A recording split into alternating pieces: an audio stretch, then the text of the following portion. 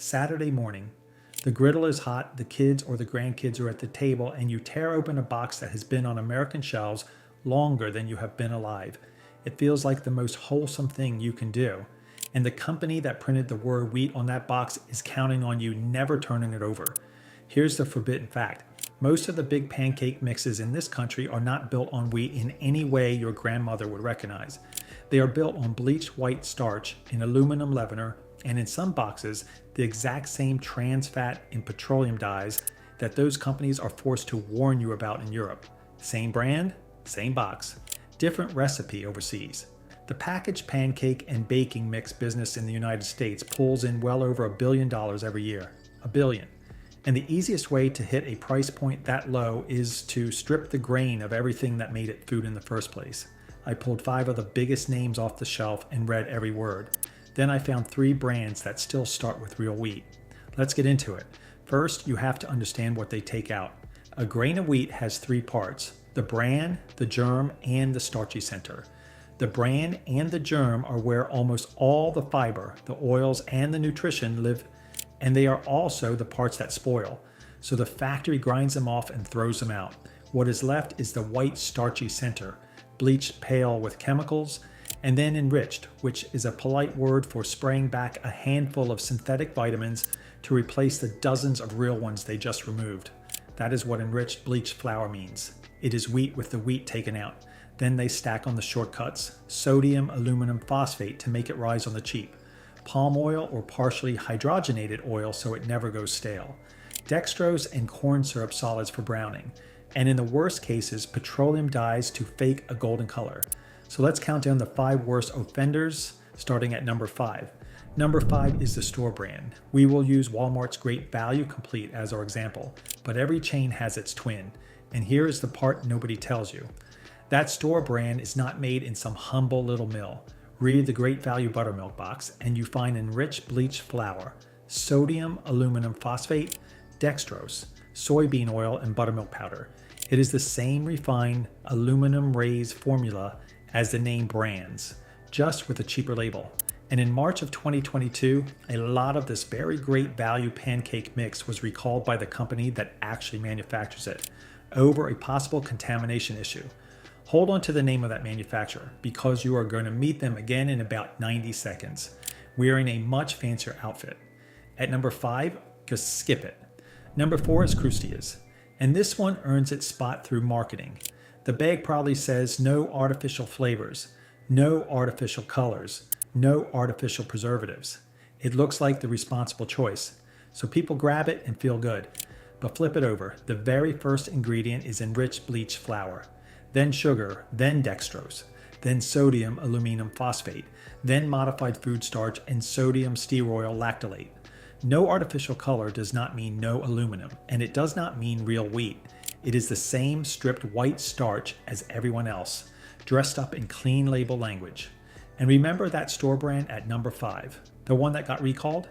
The company that makes Crustia's is the very same company that makes Walmart's Great Value version.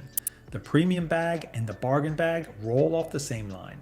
At number 4, skip it. Number 3 is the one hiding in plain sight in nearly every pantry in America. Biscuit from General Mills.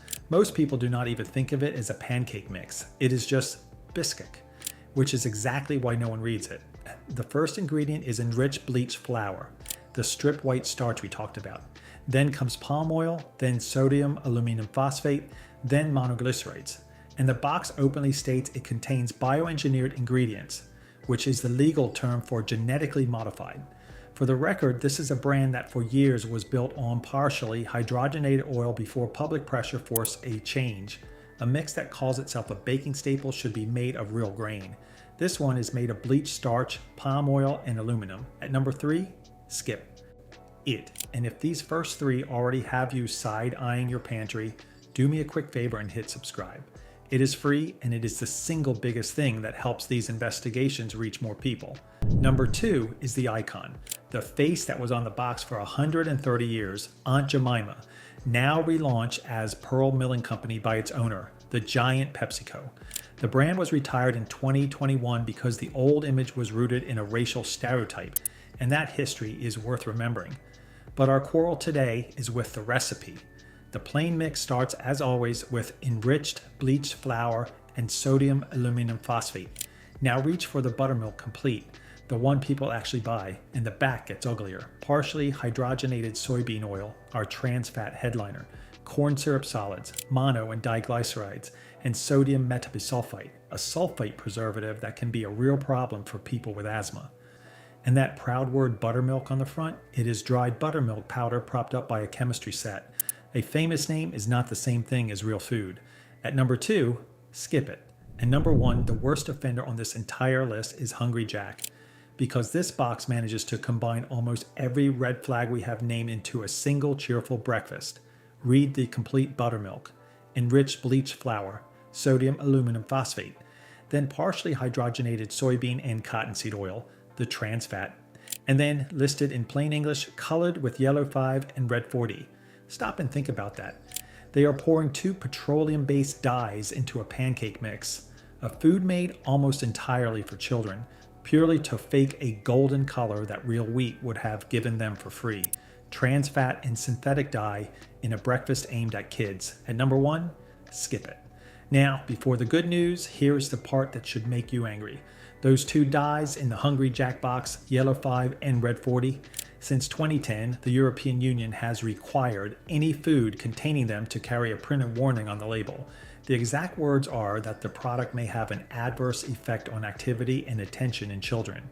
They are part of a group called the Southampton 6, named for the British study that tied them to hyperactivity. So the big manufacturers had a choice in Europe: print a hyperactivity warning on the box, or just take the dyes out. Most of them took the dyes out and colored with things like beet and turmeric instead.